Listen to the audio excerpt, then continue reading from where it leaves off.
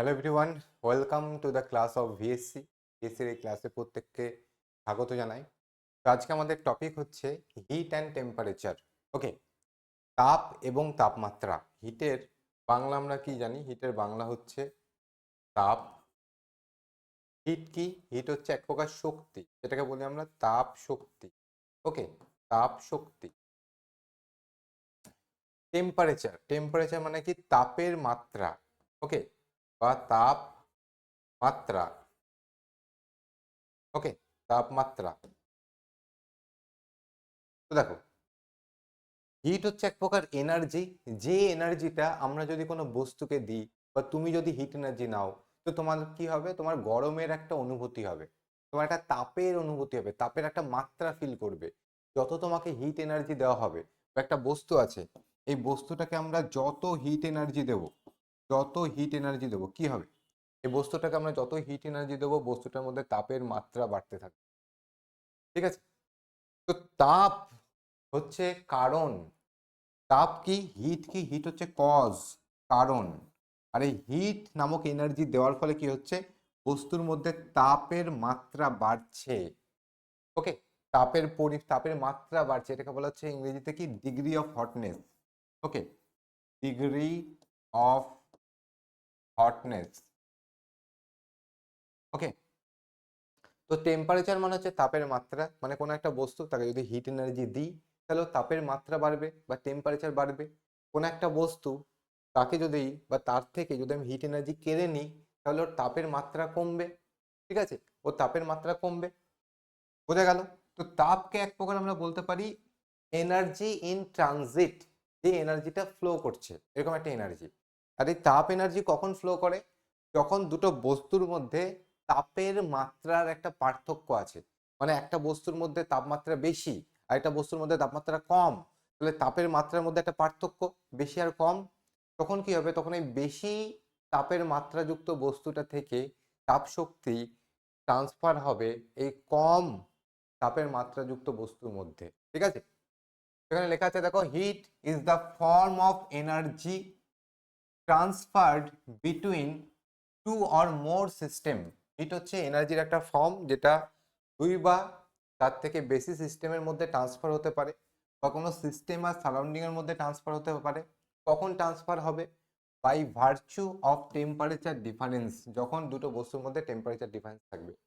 একটা জিনিস দেখো, তোমার কাছে 1 কাপ চা আছে, গরম চা। মানে চায়ের তাপের মাত্রা হচ্ছে 90 ডিগ্রি সেলসিয়াস ধরে নাও।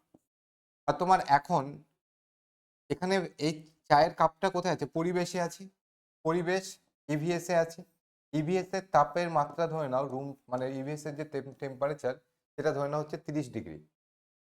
ওকে, তাহলে হিট কি করবে? যেখানে তাপের মাত্রা বেশি সেখান থেকে যেখানে তাপের মাত্রা কম, সেদিকে হিট ফ্লো করবে। তো ধরে নাও এরকম একটা গ্লাস, যার মধ্যে চা আছে। ধরে নাও একটা গ্লাস, তার মধ্যে চা আছে, তার মধ্যে তাপের মাত্রা বেশি। আর তার চারিদিকে কি একটা সারাউন্ডিং আছে, সারাউন্ডিং। তো চায়ের কাপটা একটা সিস্টেম ভাবো, আর তার চারিদিকে সারাউন্ডিং ভাবো। সেই সিস্টেম থেকে তাপ শক্তি কি হবে? সারাউন্ডিং এর দিকে ট্রান্সফার হবে। কেন? কারণ কি সারাউন্ডিং এ টেম্পারেচার কম, সিস্টেমের টেম্পারেচার বেশি, চায়ের কাপের টেম্পারেচার বেশি। তাই বেশি টেম্পারেচার থেকে লো টেম্পারেচারের দিকে হিটের বা হিট নামক এনার্জির ট্রান্সফার ঘটবে। ওকে, তো হিট এনার্জির ট্রান্সফার কখন হচ্ছে? যখন টেম্পারেচার ডিফারেন্স থাকছে। এটা হচ্ছে আমাদের মেন পয়েন্ট, এটা আমাদের মাথায় রাখতে হবে। ওকে, তো টেম্পারেচার জিনিসটা কি? টেম্পারেচার মানে এখনই বললাম তাপের মাত্রা, বা যেটাকে বলছি আমরা degree of hotness of an object. কোন একটা অবজেক্ট, তার মধ্যে কতটা ডিগ্রি অফ হটনেস আছে, সেটারই মেজারমেন্ট হচ্ছে টেম্পারেচার। ওকে, তো SI unit of heat energy transferred is expressed in joule. দেখো, হিট কি? হিট হচ্ছে এক প্রকার এনার্জি। আর যে কোনো এনার্জির এসআই ইউনিট কি হবে? জুল হবে। সিজিএস ইউনিট কি হবে? আর্গ হবে। এটা আমাদের বেসিক জিনিস মাথায় রাখা উচিত। তো হিট যেহেতু একটা এনার্জি, তাই ওর এসআই ইউনিট হবে জুল। ওকে, আর সিজিএস ইউনিট হবে হচ্ছে আর্গ। তেমনি টেম্পারেচার, যে আমরা ফিজিক্যাল কোয়ান্টিটিটা পড়লাম, তাপের মাত্রা, তার এসআই ইউনিট কি হবে? তার এসআই ইউনিট হবে হচ্ছে কেলভিন। আর ডিগ্রি সেলসিয়াস হচ্ছে commonly used unit of temperature. Okay, এবার এখানে একটা খুব সুন্দর কথা লেখা আছে, দেখো কি লেখা আছে। বলছে when an object is heated. যখন আমরা একটা অবজেক্টকে হিট করি, ওকে, একটা অবজেক্ট আছে, তাকে আমরা হিট এনার্জি দিচ্ছি। কি কি হতে পারে? May change, sorry, many changes may take place. অনেক রকমেরই পরিবর্তন আমরা দেখতে পারি তাপ দিলে। কি হতে পারে? তাপ দিলে প্রথম কথা এর মধ্যে তাপের মাত্রা বাড়তে পারে, মানে টেম্পারেচার রাইজ করবে, টেম্পারেচার ইনক্রিজ করতে পারে। ইট মে এক্সপ্যান্ড। আমরা জানি যে কোনো বস্তু, তাকে আমি হিট দিলে তার কণাগুলোর মধ্যে ভাইব্রেশন বাড়ে, তার ফলে কণাগুলোর মধ্যে যে দূরত্ব সেটা বাড়ে। তার ফলে এই পদার্থের যে কণাগুলোর মধ্যে গ্যাপ, এই গ্যাপ যদি বাড়ে তাহলে বস্তুটা বেশি জায়গা দখল করবে, বেশি বেশি জায়গা দখল করবে, মানে ভলিউম ইনক্রিজ করতে পারে। ওকে, তো হিট এনার্জি দিচ্ছি, তার টেম্পারেচার বাড়ছে। ওকে, বা টেম্পারেচার বাড়তে মানে টেম্পারেচার দিয়ে বাড়বেই তারও কোনো মানে নেই। মানে ধরো কোন একটা বস্তু সে তার মেল্টিং পয়েন্টে আছে, ধরে নাও লোহার মেল্টিং পয়েন্ট ধরে নাও হচ্ছে 1430°C, আর এখন এর টেম্পারেচার এটাই আছে, এটাই ওর মেল্টিং পয়েন্ট, এই টেম্পারেচারটা হচ্ছে ওর গলনাঙ্ক, আর ধরে নাও সে গলনাঙ্কতেই আছে। সেই সময় যদি তুমি একে হিট দাও কি হবে জানো? সেই সময় তুমি যদি একে হিট দাও কি হবে জানো? সেই সময় তুমি যদি ওকে হিট দাও, দেখবে ওর মধ্যে টেম্পারেচার আর বাড়বে না। তাহলে হিট দিচ্ছি, হিটটা কি কাজ করছে? হিট দিলে তো তাপের মাত্রা বাড়া উচিত, টেম্পারেচার বাড়া উচিত, কিন্তু যখন ও মেল্টিং পয়েন্টে থাকবে, যে কোনো অবজেক্ট সে যদি তার মেল্টিং পয়েন্টে থাকে আর সেই সময় তুমি যদি হিট দাও, তো তার টেম্পারেচার কিন্তু বাড়বে না। তাহলে হিটটা দিচ্ছি, হিটটা কি হবে? হিটটা এই সলিডটাকে গলে লিকুইডে পরিণত করবে, লিকুইডে, এবং লিকুইডের টেম্পারেচারও তখন 1430 থাকবে। তো দেখো 1430°C টেম্পারেচারে তোমার কাছে লোহা আছে, মানে ও মেল্টিং পয়েন্টেই আছে, গলনাঙ্কে আছে। এবার গলনাঙ্কে আছে, এবার সে গলা শুরু করবে কখন? গলনাঙ্কে পৌঁছে গিয়ে সে গলা শুরু করে। এবারে গলার জন্য একটা হিট লাগে, যেটা কি করে টেম্পারেচারকে একই রেখে সমস্ত লোহাকে গলিয়ে লিকুইডে পরিণত করে দেয়।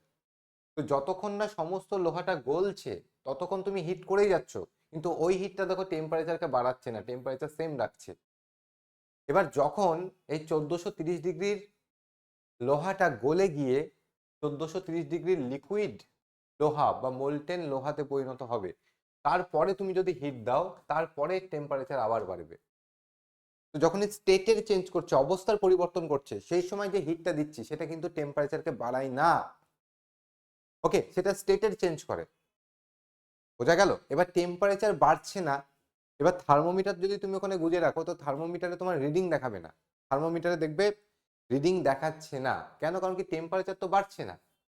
তো থার্মোমিটারে এই হিটটাকে ধরা যায় না, এই জন্য এই হিটটাকে বলা হয় ল্যাটেন্ট হিট। ওকে, লিন তাপ, ল্যাটেন্ট ওয়ার্ডের মানে হচ্ছে হিডেন, মানে যে হিটটা লুকিয়ে থাকে। লুকিয়ে থাকে মিন্স ওটাকে আমরা থার্মোমিটার দিয়ে ধরতে পারছি না। বোঝা গেল?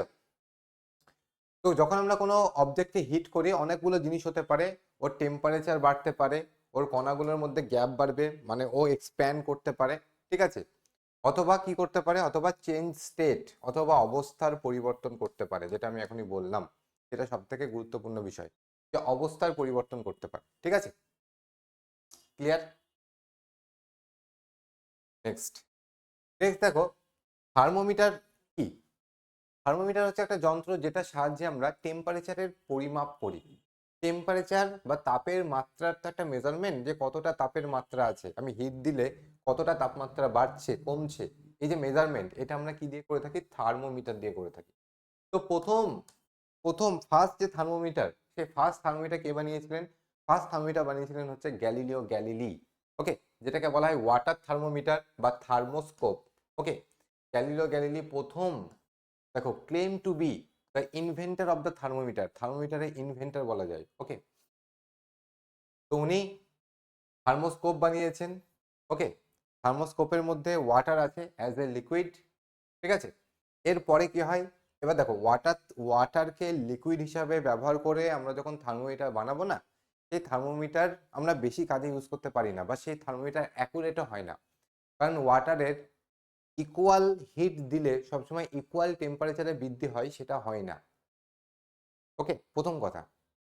দ্বিতীয় কথা হচ্ছে ওয়াটারের স্পেসিফিক হিট হাই, মানে ওয়াটারে যদি 1° টেম্পারেচার বাড়াতে যাও তার জন্য তোমাকে প্রচুর হিট দিতে হবে। তাহলে ওয়াটারকে যদি আমি অল্প একটু হিট দিই, তার দরুন যে টেম্পারেচারে চেঞ্জ হচ্ছে সেটা তুমি ধরতে পারবে না। ওকে, সেটা ধরা যাবে না। তো এছাড়াও দেখো ওয়াটারের মেল্টিং পয়েন্ট, বয়লিং পয়েন্ট, মানে থার্মোমিটার মাপার জন্য যে মানে থার্মোমিটারের লিকুইডটা এক্সপ্যান্ড করে, তো দেখবে আমাদের বাড়ি ঘরে যে ক্লিনিক্যাল থার্মোমিটার আছে ওর ভেতরে কি থাকে, মার্কারি থাকে। তো ওটাকে যখন আমরা আমাদের বডি কন্ট্যাক্টের মধ্যে রাখি, তারপরে যখন বার করি দেখবো যে লিকুইড লিকুইড যে মার্কারি বা পারদটা আছে ওটা একটা লেভেল অব্দি উঠে গেছে। আর তার পাশে থাকে এরকম স্কেল, সেলসিয়াস স্কেল আছে, ফারেনহাইট স্কেল আছে, দুটো স্কেল সাধারণত থাকে। তো সেখানে একটা রিডিং পাওয়া যায়, তাই তো। তো স্কেল বানানোর জন্য আমাদেরকে জলের মেল্টিং পয়েন্ট আর জলের বয়লিং পয়েন্ট আমরা নিই, সেটা আলাদা ব্যাপার, যাই হোক। মানে দেখো ওয়াটার থার্মোমিটার দিয়ে তুমি 0 ডিগ্রি সেলসিয়াসে পৌঁছাতে গেলে তোমার থার্মোমিটারটা ফেটে যেতে পারে, কারণ কি জল 0 ডিগ্রিতে জমে বরফে পরিণত হয়, আর জল জমে বরফে পরিণত হলে সে বেশি জায়গা নেয়, ঠিক আছে। আবার জলের ইভাপোরেশন রেট হাই, জলের মানে ধরো থার্মোমিটারকে তুমি এমন একটা জায়গায় রেখেছো যেখানে টেম্পারেচার ধরো 70-80 ডিগ্রি সেলসিয়াস, সেই 70-80 ডিগ্রি সেলসিয়াস টেম্পারেচারে জল হাই রেটে ইভাপোরেট হবে। 100 ডিগ্রিতে পৌঁছে গেলে তো জল ফোটা শুরু করবে, তখন তো ইভাপোরেশন রেট আরো বেশি হবে, এতটা ভেপার প্রেশার তৈরি হবে যে কাঁচের তৈরি থার্মোমিটার ফেটে যেতেও পারে, ঠিক আছে। যাই হোক, তো এই জন্য ওয়াটার থার্মোমিটার চলেনি। দেন পরে বানিয়েছিলেন কে, ফার্দিনান্দো টু বলে একজন রাজা টাইপের ছিলেন, তিনি অ্যালকোহল থার্মোমিটার বানিয়েছিলেন। মানে উনি যে থার্মোমিটার বানিয়েছিলেন তার ভেতরে লিকুইড হিসাবে রেখেছিলেন হচ্ছে অ্যালকোহলকে। ওকে, দেখো ড্যানিয়েল গ্যাব্রিয়েল ফারেনহাইট, ইনি প্রথম মার্কারি থার্মোমিটার ইনভেন্ট করেছেন। মার্কারি থার্মোমিটার, এটা মাথায় রাখো, মার্কারি থার্মোমিটার কে ইনভেন্ট করেছেন, ফারেনহাইট ইনভেন্ট করেছেন। এবং এই মার্কারি থার্মোমিটারের সাহায্যে প্রথম ক্লিনিক্যাল থার্মোমিটার বানিয়েছিলেন কে, থমাস অ্যালবার্ট। ওকে, ইনি প্রথম ক্লিনিক্যাল থার্মোমিটার বানান। কিছুই না, দেখো মার্কারি থার্মোমিটারের একটা হাই রেঞ্জ আছে, বাট আমাদের ক্লিনিক্যাল থার্মোমিটার মানে কি, বডি টেম্পারেচার মাপার জন্য। এবার আমাদের নর্মাল বডি টেম্পারেচার থাকে 37 ডিগ্রি সেলসিয়াস। তো আমাদের বডি টেম্পারেচার খুব বেশি ফলো করে না, খুব বেশি বাড়েও না, ঠিক আছে।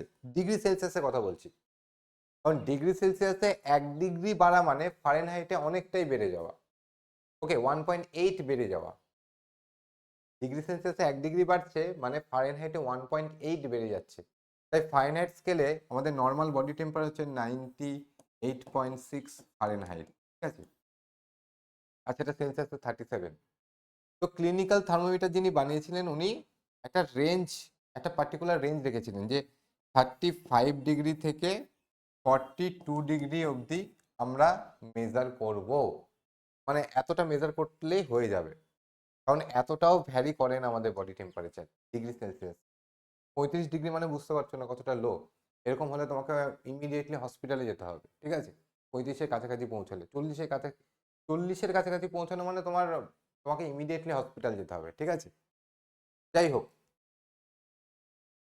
তো ক্লিনিক্যাল থার্মোমিটার যেটা উনি বানিয়েছিলেন সেটার ভেতরেও মার্কারিই ছিল, বাট ক্লিনিক্যাল থার্মোমিটার একটা রেঞ্জ আছে, রেঞ্জটা কত, সেটা হচ্ছে 35 থেকে 42, যেটা হিউম্যান বডি টেম্পারেচার মাপার জন্য বানানো হয়েছে। Only temperature of human body only, ঠিক আছে। লেখাই আছে দেখো, clinical thermometer is design to measure the temperature of the human body only. Laboratory thermometer মানে ল্যাবরেটরিতে ইউজ করা হয় বিভিন্ন পারপাসে। ল্যাবরেটরিতে তোমার একটা 0 থেকে লো ডিগ্রিতেও কোনো রিয়াকশন হতে পারে বা কিছু এক্সপেরিমেন্ট হতে পারে। তারপরে তোমার 100-র ওপরেও টেম্পারেচার আমাদের মেজার করতে হতে পারে ল্যাবরেটরিতে। সেজন্য ল্যাবরেটরি থার্মোমিটারের যে রেঞ্জ সেটা দেখো -10 ডিগ্রি থেকে 110 ডিগ্রি অবধি থাকে। এই রেঞ্জটা আমাদের কিন্তু ভীষণভাবে মাথায় রাখতে হবে, খুব ইম্পর্টেন্ট। ক্লিয়ার? নেক্সট নেক্সট দেখা হচ্ছে infrared thermometer. Infrared thermometer are one of the most popular type of thermometer as they help you read temperature without any contact. এই যে ইনফ্রারেড থার্মোমিটারের কথা বলছি না, এটাকে বলা হয় বেসাল থার্মোমিটার, ঠিক আছে। এটাকে বলি বেসাল থার্মোমিটার। দেখবে করোনার সময় দূর থেকে এই থার্মোমিটারটা এই বন্দুকের মতো, এটা দিয়ে দূর থেকে তোমার মানে কন্ট্যাক্টে না গিয়ে দূর থেকে বডি টেম্পারেচার মেজার করা হতো, তাই না। কারণ করোনার সময় করোনা ভাইরাসের জন্য কন্ট্যাক্টে আসা যাবে না, একটা ডিস্টেন্স মেনটেন করতে হবে। তো দূর থেকে বডি টেম্পারেচার মাপার জন্য আমরা ইনফ্রারেড থার্মোমিটার ব্যবহার করি। এই ইনফ্রারেড থার্মোমিটার অ্যাকচুয়ালি আমাদের বডি কেন, যে কোনো বস্তুকে তুমি যদি গরম করতে থাকো, তো গরম করার কোনো লিমিট নেই। যত হিট দেবে তত টেম্পারেচার বাড়তে থাকবে। কিন্তু ঠান্ডা করার একটা লিমিট আছে। তুমি কোনো বস্তুকে ঠান্ডা করতে করতে করতে একদম মানে যত খুশি তত ঠান্ডা করতে পারো না, একটা লিমিট আছে। মানে আমরা -273.15 ডিগ্রি সেলসিয়াস এর থেকে লো টেম্পারেচার আর পসিবল না, সেই জন্য এই টেম্পারেচারটাকে বলা হয় অ্যাবসলিউট জিরো টেম্পারেচার। আর এই টেম্পারেচারে যদি কোনো বস্তু থাকে, সে বস্তুর কণাগুলোর মধ্যে কোনো রকম মলিকুলার মোশন থাকবে না, সিজড হয়ে যাবে, বন্ধ হয়ে যাবে। আর এই টেম্পারেচারে কোনো বস্তু থাকলে সে কোনো রকম হিট এনার্জি বা হিট রেডিয়েট করে না। বাট এর থেকে যদি ও আপার টেম্পারেচারে থাকে, মানে কেউ ধরো -200-তে আছে, তো যে -200-তে আছে তার মধ্যে যে হিট নেই তা নয়, তার মধ্যে হিট আছে। সেই সময় সে কিছুটা হলে হিট রেডিয়েশন ছাড়ে। আর ওই যে যে কোনো বডি যে হিট রেডিয়েশন ছাড়ছে, রেডিয়েশন আকারে যাচ্ছে, সেটা হচ্ছে আমাদের ইনফ্রারেড ওয়েভ। আলো যেরকম একটা ওয়েভ, সেরকমই আলোর মতনই সেটাকে বলা হচ্ছে ইনফ্রারেড ওয়েভ। আমরা প্রত্যেকটা বডি যে ইনফ্রারেড ওয়েভ ছাড়ছি, এটা আমরা দেখতে পাই না, ইনফ্রারেড ওয়েভকে খালি চোখে দেখা যায় না। এই ইনফ্রারেড ওয়েভ বা লাইট ওয়েভ, এরকম 7খানা ওয়েভ আছে। সেই 7খানা ওয়েভের মধ্যে শুধুমাত্র লাইটটাকেই দেখা যায়, সেজন্য ওটাকে বলা হয় ভিজিবল লাইট। ভিজিবল মানে দৃশ্যমান। ওকে, ওটা আমাদের চোখের ভিজিবল রেঞ্জের মধ্যে পড়ে। বাট ওটা বাদে বাকি যতগুলো ওয়েভ আছে, ইনফ্রারেড বলো, ইউভি রেডিয়েশন বলো, এক্স রে বলো, গামা রে বলো, রেডিও ওয়েভ বলো, মাইক্রোওয়েভ বলো, এদেরকে খালি চোখে দেখা যায় না। খালি চোখে কি তুমি চশমা পরেও দেখতে পাবে না, মানে ওগুলো আমাদের চোখের ভিজিবল রেঞ্জের মধ্যে পড়ে না। ঠিক আছে? তো কোনো বস্তু যে এই টেম্পারেচারের উপরে আছে, সে কিছু না কিছু এমিট করবে, রেডিয়েট করবে, সে হিট রেডিয়েশন ছাড়বে। আর সেই হিট রেডিয়েশনটাকে বলা হচ্ছে ইনফ্রারেড ওয়েভ। তো আমি এখন ইনফ্রারেড ওয়েভ ছাড়ছি, আমার এই পেনটাও ইনফ্রারেড ওয়েভ ছাড়ছে, বোর্ডটাও ইনফ্রারেড ওয়েভ ছাড়ছে। এবার সেই ইনফ্রারেড ওয়েভকে ক্যাপচার করে এই থার্মোমিটারটা কি করে রিডিং দেখায় যে তোমার বডি টেম্পারেচার কত। ওকে, এই ইনফ্রারেড ওয়েভকে ক্যাপচার করে রিডিং দেখায় কে? এই থার্মোমিটার। সেই জন্য এর নাম হচ্ছে ইনফ্রারেড থার্মোমিটার। বোঝা গেল? তো এই ইনফ্রারেড থার্মোমিটার দিয়ে প্রচুর হাই টেম্পারেচারও মাপা যায়, সেরকম ভাবে ডিজাইন করলে প্রচুর হাই টেম্পারেচার মাপা যায়। তুমি ভাবো সূর্যের যে টেম্পারেচার, সেটা মাপার জন্য নিশ্চয়ই আমি কেউ সূর্যের থার্মোমিটার নিয়ে যাবে না, তাই না? তো সূর্যের টেম্পারেচার মেজার করার জন্য আমরা এই ইনফ্রারেড থার্মোমিটারকে ইউজ করি, বা অপটিক্যাল পাইরোমিটার বলা হয়। দেখবে দুটো টার্ম আমি বলে দিই, খুব প্রচলিত, তোমরা জানো। একটা হচ্ছে ক্রায়োমিটার, ক্রায়োমিটার, আর একটা হচ্ছে পাইরোমিটার। ওকে, একটা হচ্ছে ক্রায়োমিটার, একটা হচ্ছে পাইরোমিটার। তো ক্রায়োমিটার কি আর পাইরোমিটার কি? ক্রায়ো ওয়ার্ডটার মানে বুঝতে পারছো? ক্রায়ো মানে ক্রায়োজেনিক। ক্রায়োজেনিক ইঞ্জিন নাম শুনেছো? Cryogenic engine. ক্রায়োজেনিক বলতে ঠান্ডা, ভেরি লো টেম্পারেচারকে বোঝানো হয়। ক্রায়ো ওয়ার্ডটার মানে হচ্ছে ভেরি লো টেম্পারেচার। তো ক্রায়োমিটার হচ্ছে এমন টাইপের থার্মোমিটার, বা এরকম বলতে পারো, দেখো ক্রায়োমিটার বলে কোনো পার্টিকুলার থার্মোমিটার নেই। ওকে, বাট যে থার্মোমিটারগুলো দিয়ে আমরা ভেরি লো টেম্পারেচারকে মেজার করতে পারবো, যে থার্মোমিটারগুলো দিয়ে আমরা ভেরি লো টেম্পারেচার মেজার করতে পারবো, সেই থার্মোমিটারকে বলবো হচ্ছে আমরা ক্রায়োমিটার। বোঝা গেল? যেরকম থার্মোকাপল আছে। ওকে, এখানে একটা ইনস্ট্রুমেন্টের নাম লেখা আছে, দেখো থার্মোকাপল। থার্মোকাপল, ওকে, এটাকে আমরা ক্রায়োমিটার হিসেবে ব্যবহার করতে পারি, যেটা দিয়ে দেখো 1 কেলভিন টেম্পারেচার মেজার করা যেতে পারে। 1 কেলভিন মানে, দেখো এই যে টেম্পারেচারটা দেখছো তো, এটাকে বলা হচ্ছে অ্যাবসলিউট জিরো টেম্পারেচার, এটাকে বলা হয় 0 কেলভিন। তো এর থেকে 1 বেশি মানে, এর থেকে 1 কম মানে -272.15। ওকে, তো এর থেকে লো টেম্পারেচার আর পসিবল নয়। তো মোটামুটি এই টেম্পারেচারের কাছাকাছি টেম্পারেচার মাপা যায় এই থার্মোকাপল দিয়ে। তারপরে রেজিস্ট্যান্স থার্মোমিটার আছে, রেজিস্ট্যান্স থার্মোমিটার দিয়ে ভেরি হাই টেম্পারেচারও মাপা যায়।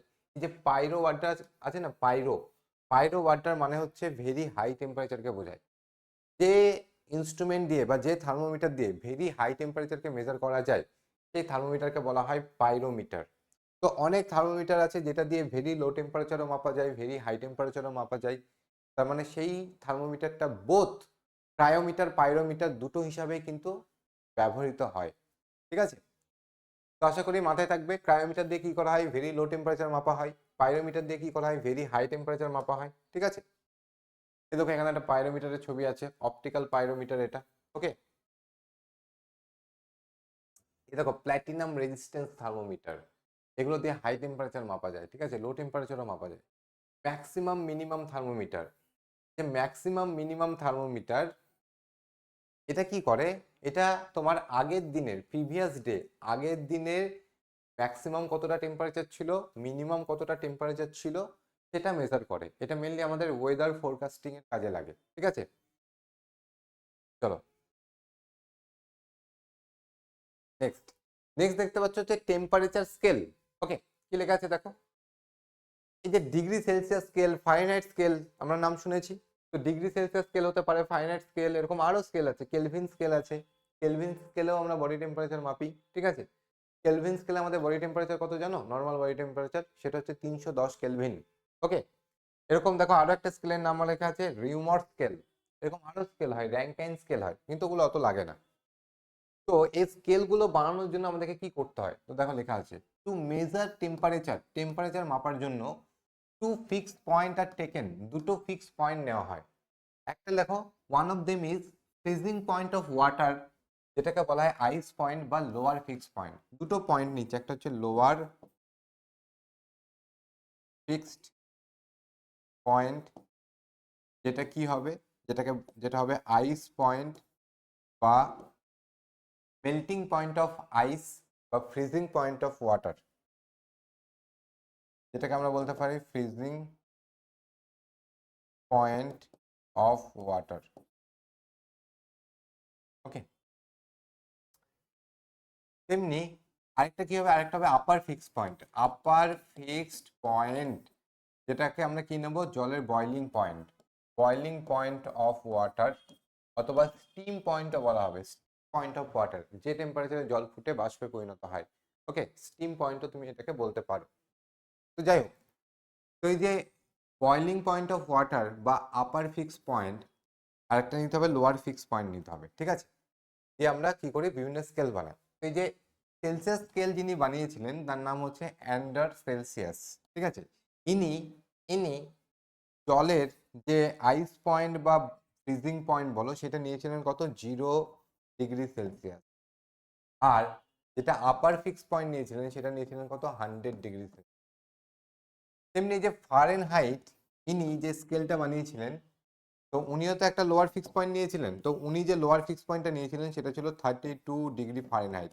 মানে উনি অ্যাকচুয়ালি পিওর ওয়াটার নেননি, উনি জলের মধ্যে কিছু সল্ট বা কিছু মিক্স ছিল, ব্রাইন, কেউ বলে ব্রাইন ওয়াটার টাইপের ছিল। ঠিক আছে, এরকম একটা ওয়াটার নিয়েছিলেন এবং সেটা ফ্রিজ হয়েছিল ওনার মতে 32 ডিগ্রি ফারেনহাইটে। আর আপার ফিক্স পয়েন্ট নিয়েছিলেন উনি 212 ডিগ্রি ফারেনহাইট। তেমনি কেলভিন স্কেল যিনি বানিয়েছিলেন উনি লোয়ার ফিক্স পয়েন্ট নিয়েছিলেন 273 কেলভিন। ওকে, আর আপার ফিক্স পয়েন্ট নিয়েছিলেন উনি 373 কেলভিন। তেমনি রিউমার স্কেল যিনি বানিয়েছিলেন তিনি লোয়ার ফিক্স পয়েন্ট নিয়েছিলেন 0 ডিগ্রি রিউমার, আর আপার ফিক্স পয়েন্ট নিয়েছিলেন 80 ডিগ্রি রিউমার। ঠিক আছে, এবার এই যে প্রতিটা স্কেল আমি বানাচ্ছি, স্কেলগুলো বানানোর জন্য স্কেলগুলো তো যে কোনো একটা নীতিকে ফলো করবে, বা যে কোনো একটা ফর্মুলাকে ফলো করবে।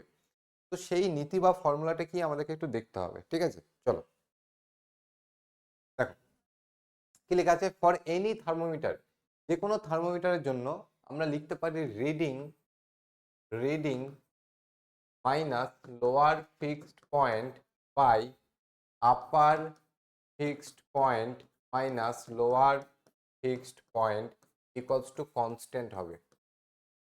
ওকে, ইকুয়ালস টু কনস্ট্যান্ট হবে, বোঝা গেল? Reading minus lower fix point by upper fix point minus lower fix point equals to constant. এটা প্রতিটা স্কেলের জন্য, প্রতিটা থার্মোমেট্রিক স্কেলের জন্য। ঠিক আছে, তো দেখো রিডিংটা আমরা যে স্কেলের রিডিং নেব সেই স্কেলের একটা সেই স্কেলের নামের প্রথম অক্ষরটাকে ইউজ করব, তাহলে হয়ে যাবে। নিশ্চয় তো ক্লিয়ার হলো না? চলো স্টেপ বাই স্টেপ ক্লিয়ার হবে। আমরা এখনই কি দেখলাম যে স্কেল বানানোর জন্য আমাদেরকে একটা আপার ফিক্সড পয়েন্ট নিতে হবে আর একটা লোয়ার ফিক্সড পয়েন্ট নিতে হবে, রাইট? নিতে হবে। তো যিনি সেলসিয়াস ছিলেন, সেলসিয়াস কি করেছিলেন, উনি আপার ফিক্স পয়েন্ট নিয়েছিলেন 0°C, আর সরি আপার ফিক্স পয়েন্ট নিয়েছিলেন 100°C, আর লোয়ার ফিক্স পয়েন্ট নিয়েছিলেন 0°C। ফারেনহাইট স্কেল যিনি বানিয়েছিলেন উনি আপার ফিক্স পয়েন্ট নিয়েছিলেন 212°F আর লোয়ার ফিক্স পয়েন্ট নিয়েছিলেন 32°F।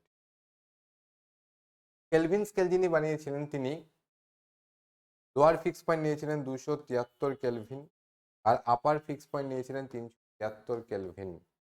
ওকে, রিউমার স্কেল যিনি বানিয়েছিলেন তিনি লোয়ার ফিক্স পয়েন্ট নিয়েছিলেন 0° রিউমার আর আপার ফিক্স পয়েন্ট নিয়েছিলেন 80° রিউমার।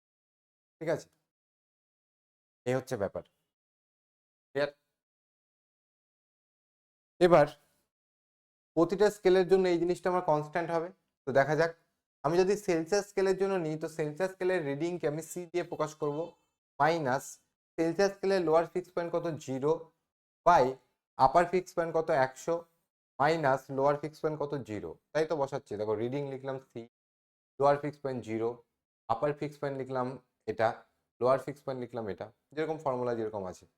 তেমনি ফারেনহাইট স্কেলের জন্য যদি লিখি তো ফারেনহাইট স্কেলের জন্য রিডিংটাকে F minus lower fix point 32 by upper fix point 212 minus lower fix point 32। Okay, তেমনি কেলভিন স্কেলের জন্য দেখো কে নিলাম রিডিংকে minus upper fix point 0, lower fix point sorry Kelvin scale. এই Kelvin scale upper fix lower fix point হচ্ছে 273, upper fix point 373 minus lower fix point 273। তেমনি রিউমার স্কেল, রিউমার স্কেলের জন্য আমরা রিডিংকে নেব হচ্ছে আর মাইনাস লোয়ার ফিক্স পয়েন্ট কত 0, আপার fix point কত 80, লোয়ার ফিক্স পয়েন্ট কত 0। ক্লিয়ার? এবার কি বলেছে, প্রতিটা স্কেলের জন্য এই জিনিসটা আমার কনস্ট্যান্ট হবে। তার মানে সেলসিয়াস স্কেলের এই যে ভ্যালু এটাও কনস্ট্যান্ট, এটাও কনস্ট্যান্ট, এটাও কনস্ট্যান্ট, এটাও কনস্ট্যান্ট। এবার যদি প্রতিটা জিনিস যদি কনস্ট্যান্ট হয় তার মানে সবাই একে অপরের সাথে ইকুয়াল, ম্যাথামেটিক্যালি এটাই আসে। ঠিক আছে, সবাই একে অপরের সাথে ইকুয়াল। তাহলে আমরা লিখতে পারি সি বাই 100 সমান সমান এফ মাইনাস 32 বাই 180 সমান সমান কে মাইনাস 273 বাই 100 সমান সমান আর বাই 80। ঠিক আছে, এবার দেখো এই 0 0 0 0 কেটে গেল, 5 2 দিয়ে কাটলে 5, 2 দিয়ে কাটলে 9, দিয়ে কাটলে 5, কাটলে 4।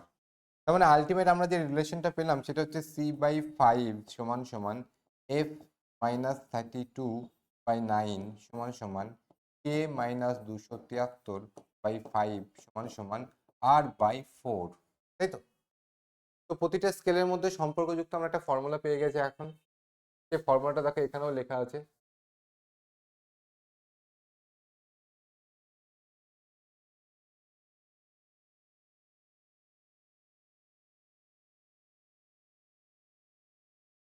এইভাবেই প্রতিটা স্কেলের মধ্যে সম্পর্কটা বেরিয়ে আসে। ঠিক আছে, যেটা আমরা বার করলাম দেখো, এটাই আমার এখানে দেখো উপরে লেখা। রিউমারটাকে একটু আগে লেখা আছে, কেলভিনটাকে পরে লেখা আছে। কেলভিনের দেখো এই পার্টটা, এটা রিউমারের পার্ট, এটা ফারেনহাইটের পার্ট, এটা সেলসিয়াসের পার্ট, সবাই একে অপরের সাথে ইকুয়াল। তোমাকে ধরো পরীক্ষাতে প্রশ্ন দিল যে 10°C সমান সমান কত ডিগ্রি ফারেনহাইট করে বার করব। তো আমরা সেলসিয়াসের পার্টটা নেব আর ফারেনহাইটের পার্টটা নেব, তাই না? সেলসিয়াসের ভ্যালুটা বলে দিয়েছে, মানে আমাকে সি এর ভ্যালুটা বলে দিয়েছে, আর ফারেনহাইটের ভ্যালুটা জানতে চেয়েছে। মানে সেলসিয়াসের এই পার্টটুকুনি ফর্মুলার সি বাই 5 নেব সমান সমান ফারেনহাইটের পার্টটা কি নেব এফ মাইনাস 32/9 নেব। এখানে সি এর ভ্যালু বলেছে কত 10°, তাহলে বসাও 10/5 সমান সমান এফ মাইনাস 32/9 কাটলে হচ্ছে 2, 9 দিয়ে গুণ করে দিলে হচ্ছে 18, মানে 18 সমান সমান এফ মাইনাস 32। তাহলে মাইনাস 32কে এইদিকে নিয়ে এলে প্লাস হয়ে যাবে, মানে এফ সমান সমান 50 ডিগ্রি, মানে 10 ডিগ্রি সেলসিয়াস সমান সমান হচ্ছে 50 ডিগ্রি ফারেনহাইট। বার করা শিখে গেলাম। ক্লিয়ার? তুমি তোমাকে ফারেনহাইটে ভ্যালু বলতে পারে, সেলসিয়াসে বার করতে হতে পারে। তোমাকে বলতে পারতো যে 50 ডিগ্রি ফারেনহাইট সমান, এই 50 ডিগ্রি ফারেনহাইট সমান কত ডিগ্রি সেলসিয়াস, কেউ জানতে চাইবে। সেম ফর্মুলা, সেলসিয়াস আর ফারেনহাইটের মধ্যেই যেহেতু আছে, তাই না? তো C/5 সমান সমান এফ এর জায়গায় বসাবো হচ্ছে 50 মাইনাস 32/9। এই যে 50 মাইনাস 32 মানে কত হবে, 18/9, 2 দিয়ে কাটলে হচ্ছে 9 দিয়ে কাটলে হচ্ছে 2, তারপরে 5 করে গুণ করে দাও, তার মানে সি মানে হচ্ছে 10 ডিগ্রি, মানে 50 ডিগ্রি সেলসিয়াস সমান 10 ডিগ্রি সেলসিয়াস। 50 ডিগ্রি ফারেনহাইট সমান 10 ডিগ্রি সেলসিয়াস। ক্লিয়ার? এরকম তোমাকে দিতেই পারে বিভিন্ন রকম ভ্যালু পুট করে। এছাড়া ধরে নাও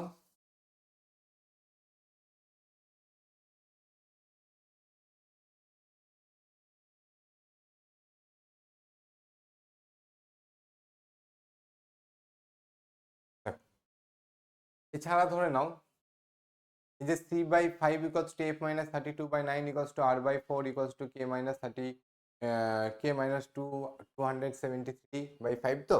তো তোমাকে বললো যে 10 ডিগ্রি সেলসিয়াস সমান সমান কত কেলভিন বার করো, কেলভিন স্কেলে। তাহলে সেলসিয়াসের পার্টের ফর্মুলা কি, সরি, C/5 সমান সমান কেলভিনের পার্টটা নেব। কেলভিনের পার্টটা হচ্ছে এটা, মানে লিখবো হচ্ছে K মাইনাস 273/5 লিখবো, 5 5 কেটে গেল, তাহলে C সমান সমান পড়ে থাকছে K মাইনাস 273। আমাকে বলেছে সেলসিয়াসের ভ্যালু বলেছে, সি এর ভ্যালু বলেছে কে বার করতে হবে, তাহলে এখান থেকে ঘুরিয়ে লিখতে পারি না, কে সমান সমান সি প্লাস 273, মানে মাইনাস 273কে ওদিকে পাঠিয়ে দেবো। তার মানে দেখো সেলসিয়াস থেকে কেলভিনে যদি যেতে চাও, তাহলে সেলসিয়াসের যে ভ্যালুটা দিয়েছে 10, সেই 10-এর সাথে কি করবে 273 যোগ করে দেবে, তাহলে তুমি পেয়ে যাবে হচ্ছে 283 কেলভিন। তবে 10 ডিগ্রি সেলসিয়াস সমান সমান 283 কেলভিন। তো এই জন্য আমরা বলি না যে সেলসিয়াস থেকে কেলভিনে যেতে গেলে 273 যোগ করে দাও, সেটা এই ফর্মুলা থেকে আসছে।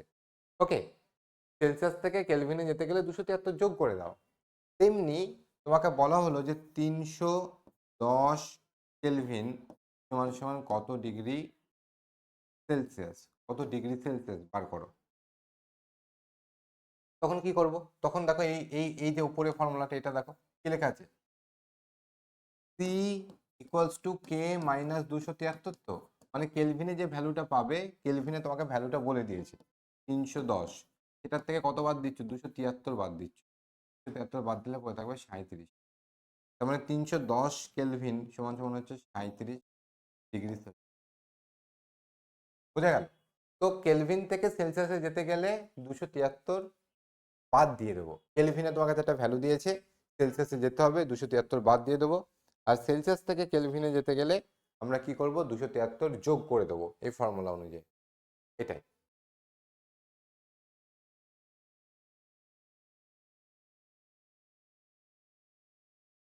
এবার এখানে খুব সুন্দর একটা জিনিস আমরা দেখবো, তাও কি লেখা আছে, লেখা আছে -40 degree, at -40 degree is the temperature at which Celsius and Fahrenheit thermometer read same.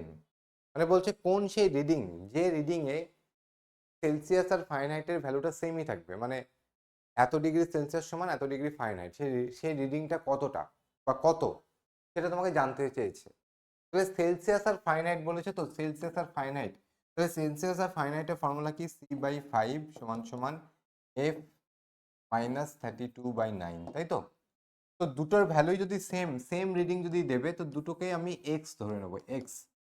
তাহলে বসাও x/5 সমান সমান এক্স মাইনাস 32/9, 9 দিয়ে এটাকে গুণ করে দাও, তাহলে তুমি পেয়ে যাবে কি 9x সমান সমান 5x মাইনাস 160। 5x-কে তুমি এদিকে নিয়ে আসো, তার মানে 9x থেকে 5x বাদ দিলে কত হচ্ছে 4x সমান সমান মাইনাস 160, তার মানে x সমান সমান -40। তার মানে -40 ডিগ্রি সেলসিয়াসও যা, -40 ডিগ্রি ফারেনহাইটও তাই। বোঝা গেল? -40 ডিগ্রি সেলসিয়াসও যা, -40 ডিগ্রি ফারেনহাইটও তাই। তার মানে -40 ডিগ্রি এমন একটা রিডিং, যে রিডিংটাই সেলসিয়াস আর ফারেনহাইট থার্মোমিটার বা স্কেল সেম রিডিং দেবে। তেমনি দেখো ফারেনহাইট আর কেলভিন এদের মধ্যে একটা সেম রিডিং পাবো, সেটা কত? সেটা হচ্ছে 574.574.25 ডিগ্রি। ওকে, তেমনি ফারেনহাইট আর রিমনের মধ্যে একটা সেম রিডিং এর একটা ভ্যালু পাবো, সেটা কত? সেটা -25.6 ডিগ্রি আর কি। তেমনি সেলসিয়াস আর রিমনের মধ্যে একটা পাবো, যেটা হচ্ছে 0 ডিগ্রি। 0 ডিগ্রি সেলসিয়াসও যা, 0 ডিগ্রি রিমরও তাই, সেম। এবার দেখো, normal human body temperature is often stated as, normal human body temperature কত? এটা একটা রেঞ্জ দেওয়া আছে, বাট রেঞ্জ তো পরীক্ষাতে আসে না, একটা নমিনাল ভ্যালু চাই, ডাইরেক্ট একটা ভ্যালু চাই। তো নর্মাল হিউম্যান বডি টেম্পারেচার হচ্ছে 37 ডিগ্রি সেলসিয়াস। কেলভিনে বললে 310 কেলভিন, আর ফারেনহাইটে বললে হচ্ছে 98.6 ডিগ্রি ফারেনহাইট। ঠিক আছে, অ্যাবসলিউট জিরো টেম্পারেচার মানে বললাম সব থেকে লোয়েস্ট টেম্পারেচার, ঠিক আছে, যার থেকে লো টেম্পারেচার অ্যাচিভ করা সম্ভব হয় না, সেটাকে বলছি আমরা অ্যাবসলিউট জিরো টেম্পারেচার। ক্লিয়ার? সেটা কত? সেটা হচ্ছে 0 কেলভিন অথবা -273.15 ডিগ্রি। চলো নেক্সট আমরা পড়বো হচ্ছে স্পেসিফিক হিট। ওকে, স্পেসিফিক হিট, আরেকটা পড়বো হচ্ছে থার্মাল ক্যাপাসিটি, এই দুটো জিনিস। চলো একটা ইনার বোর্ড নিয়ে দিয়ে এখানে ভালো করে বুঝছি।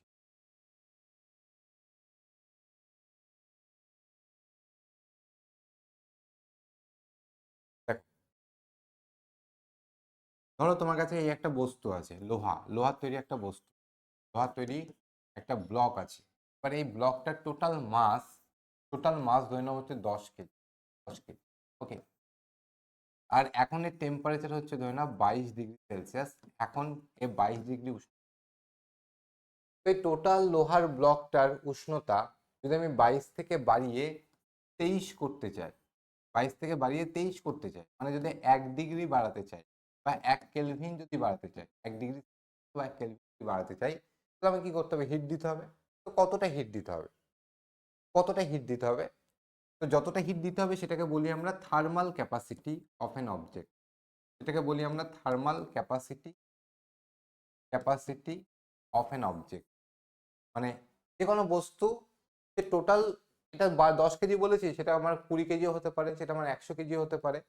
সে টোটাল বস্তু, তার 1 ডিগ্রি উষ্ণতা যদি বাড়াতে চায়, তার উষ্ণতা 1 ডিগ্রি বাড়াতে চায়, 1 ডিগ্রি বাড়াতে চাইলে কতটা হিট দিতে হবে, সেটা হচ্ছে থার্মাল ক্যাপাসিটি। তো থার্মাল ক্যাপাসিটি এরকম প্রত্যেকটা বস্তুর মাস তো র্যান্ডম হতে পারে, তার জন্য আলাদা আলাদা করে ক্যালকুলেট করার কোনো মানে হয় না। সেই জন্য আমাদের কাছে আর একটা টার্ম আসে, যেটাকে বলা হয় specific heat. Specific specific heat. Okay, এই স্পেসিফিক হিটটা কি? চলো আমরা দেখবো স্পেসিফিক হিটটা কি, বা আপেক্ষিক তাপ, এটাকে বলা হয় বাংলায় বলা হয় আপেক্ষিক তাপ। এটা কি? তো এটা আমি যদি এই বস্তু, ধরো আমি লোহার যদি কথা বলি, তাহলে লোহার 10 কেজির উষ্ণতা 1 ডিগ্রি বাড়াতে বা 100 কেজির উষ্ণতা 1 ডিগ্রি বাড়াতে এরকম ভাবে না ভেবে আমরা যদি ইউনিট মাসের কথা ভাবি, যে 1 কেজির উষ্ণতা 1 ডিগ্রি বাড়াতে কতটা তাপ লাগে। দেখো, 1 কেজির উষ্ণতা 1 ডিগ্রি বাড়াতে যতটা তাপ লাগবে, 10 কেজির উষ্ণতা 1 ডিগ্রি বাড়াতে তার 10 গুণ তাপ লাগবে। খুব সিম্পল। তাহলে আমরা যখন স্পেসিফিক হিটের কথা বলছি, তখন দেখো একটা স্পেসিফিক টার্ম চলে আসে, স্পেসিফিক অ্যামাউন্ট। ভাবো যে কোনো বস্তু, তার একটা স্পেসিফিক অ্যামাউন্ট বা তার ইউনিট মাস, বা তার ইউনিট মাস বলতে এসআই সিস্টেমে আমরা ইউনিট মাস বলতে 1 কেজিকে বলতে পারি 1 কেজি ভর। সিজিএস সিস্টেমে আমরা ইউনিট মাস বলতে 1 গ্রামকে ভাবতে পারি 1 গ্রাম ভর। যাই নাম না কেন, আমি নিলাম 1 কেজি, আমি নিলাম 1 কেজি লোহা, 1 কেজি আয়রন নিয়েছি, 1 কেজি আয়রন, সেটা এখন 22 ডিগ্রি উষ্ণতায় আছে। তার উষ্ণতা 1 ডিগ্রি বাড়াতে চাই, 23 ডিগ্রি করতে চাই, উষ্ণতা 1 ডিগ্রি বাড়িয়ে 23 ডিগ্রি করতে চাই। তার জন্য কি করব? হিট দেব। তো কতটা হিট দিলে এই 1 কেজি লোহার উষ্ণতা 1 ডিগ্রি বাড়বে, 22 থেকে 23 হবে, সেই হিটটাকে বলছি আমরা হচ্ছে স্পেসিফিক হিট। এবং দেখা গেল ধরো 80 জুল হিট দিতে হলো, 80 জুল হিট দিলেই 1 কেজি লোহার উষ্ণতা 1 ডিগ্রি বাড়ে। 80 জুল হিট দিলে 1 কেজি লোহার উষ্ণতা 1 ডিগ্রি বাড়ে। তার মানে লোহার স্পেসিফিক হিট অফ আয়রন যদি আমি বলি তো কত বলবো, সেটা হচ্ছে joule 80 joule per KG kelvin. ঠিক আছে, 1 ডিগ্রি বাড়াতে। ওকে, মানে 1 কেজিতে 80 জুল পরিমাণ লাগছে, 1 কেজিতে 80 জুল লাগছে। তাহলে দেখো 1 কেজি উষ্ণতা 1 ডিগ্রি বাড়াতে যদি 80 জুল লাগে, তাহলে এখানে কত ছিল, 10 কেজি থার্মাল ক্যাপাসিটি বার করছি আমি। তাহলে 10 কেজির উষ্ণতা 1 ডিগ্রি বাড়াতে কতটা লাগবে, তো 10 ইন্টু 80 করব, তাহলে পেয়ে যাবো আমরা 800। তাহলে দেখো থার্মাল ক্যাপাসিটির ফর্মুলাটা কি হচ্ছে, 10টা কি, 10টা হচ্ছে মাস। তো mass of an object, mass of অবজেক্টের মাস লিখবো, তার সাথে কি গুণ করব, ওই অবজেক্টটা লোহা, সে লোহার স্পেসিফিক হিট কত, মানে লোহার 1 কেজির উষ্ণতা 1 ডিগ্রি বাড়াতে গেলে কতটা তাপ লাগবে, 1 কেজির উষ্ণতা 1 ডিগ্রি বাড়াতে কতটা লাগবে, সেই স্পেসিফিক হিটটা আমাকে জানতে হবে, ইউনিট মাসের জন্য আমাদের জানতে হবে। তো আমি সেটা জেনে গেছি 80, তো এটাকে কি লিখবো, specific heat of that object. এটা হচ্ছে আমার থার্মাল ক্যাপাসিটির formula. Thermal capacity equals to M into specific heat, mass into specific. বোঝা গেল? একই জিনিস দুটো, বাট স্পেসিফিক হিট মানে একটা ইউনিট মাস নিয়ে তুমি ভাবছো যে 1 কেজির উষ্ণতা 1 ডিগ্রি বাড়াতে আমার কতটা তাপ লাগবে। আমরা যদি ইউনিট মাসের জন্য জেনে যাই, তাহলে আমার এখানে আজকে 10 কেজি বলেছে, কালকে যদি আমাকে বলতো 20 কেজি আছে, যাও 20 কেজি, তাহলে 20 ইন্টু 80 করতাম। যদি আমাকে বলে যে 1000 কেজি আছে, তাহলে 1000 ইন্টু 80 করতাম। বোঝা গেল? তো স্পেসিফিক হিট জানলে আমরা থার্মাল ক্যাপাসিটি ইজিলি বার করে ফেলতে পারবো। ক্লিয়ার? তো কোন লিকুইড বা কার উষ্ণতা 1 ডিগ্রি বাড়াতে অনেক বেশি হিট লাগে, সেটা হচ্ছে ওয়াটারের স্পেসিফিক হিট সব থেকে বেশি।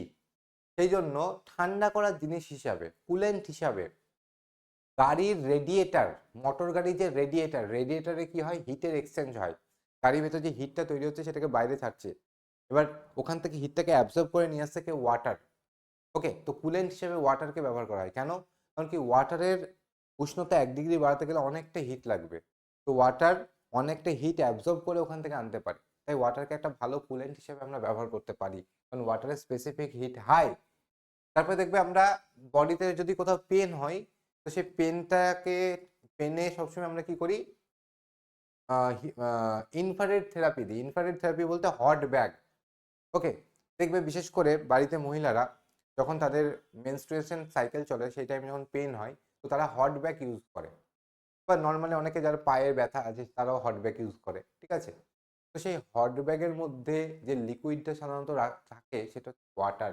কেন, কারণ কি ওয়াটার তুমি গরম করলে, তো এবার ওয়াটারকে গরম করতে গেলে তোমাকে অনেকটা হিট দিতে হয়েছে, তার ফলে ওয়াটার ঠান্ডা হতে গেলেও সে অনেকটা হিট ছাড়তে হবে। তো ওয়াটার গরম হতেও টাইম নেয়, ঠান্ডা হতেও টাইম নেয়। তো ওয়াটার সেই গরম জলটা ঠান্ডা হতে অনেকটা টাইম নেয়, এবং গরম জলের কাছে অনেকটা বেশি হিট থাকে, তার ফলে আমাদের এখানে সেক দিতে উপকার হয়। বোঝা গেল? হ্যাঁ, লেখা আছে স্পেসিফিক হিটের definition, amount of heat required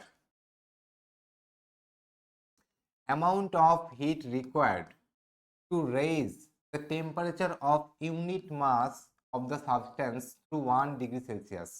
কোন একটা সাবস্টেন্স তার টেম্পারেচার 1 ডিগ্রি বাড়াতে গেলে তার ইউনিট মাসের, ওকে, এখানে খুব ইম্পর্টেন্ট টার্ম দেখো, ইউনিট মাস, একক ভরের, টোটাল অবজেক্টটা নয়, টোটাল সাবস্টেন্সটা নয়, ইউনিট ভরের উষ্ণতা 1 ডিগ্রি বাড়াতে গেলে আমাকে কতটা হিট দিতে হবে, সেটাকে বলছে আপনার স্পেসিফিক হিট। ক্লিয়ার? এবং দেখো ওয়াটারের স্পেসিফিক হিটের ভ্যালু দেওয়া আছে 4.186 জুল পার গ্রাম, মানে 1 গ্রাম জলের উষ্ণতা 1 ডিগ্রি বাড়াতে যদি তুমি চাও, তো তোমাকে এই 4.186 জুল হিট এনার্জি দিতে হবে, তবে তুমি 1 ডিগ্রি টেম্পারেচার বাড়াতে পারবে। ঠিক আছে, নেক্সট হচ্ছে দেখো হিট ক্যাপাসিটি সমান সমান কি, মাস ইন্টু স্পেসিফিক হিট। দেখো কি লেখা আছে, থার্মাল ক্যাপাসিটি বা hit capacity is the amount of hit energy required. Okay, thermal capacity বা হিট ক্যাপাসিটি মানে কি বোঝাচ্ছে যে কতটা হিট দরকার কোনো বস্তু, তার মাস যা কিছু হতে পারে, ওকে, সেই বস্তুটার ইউনিট মাস নিয়ে কথা বলছি না, একক ভরের কথা বলছি না, একটা বস্তু তার মাস যা কিছু হতে পারে তার উষ্ণতা 1 ডিগ্রি বাড়াতে গেলে কতটা হিট দিতে হবে, সেটা হচ্ছে আমাদের হিট ক্যাপাসিটি বা থার্মাল ক্যাপাসিটি। আশা করি ক্লিয়ার তোমাদের কাছে। ওকে, তো আজকের ক্লাসে আমরা এত দূরই রাখছি, ঠিক আছে? এর পরের ক্লাসে আমরা এরপর থেকে বাকিটা পড়বো। ওকে, চলো টাটা।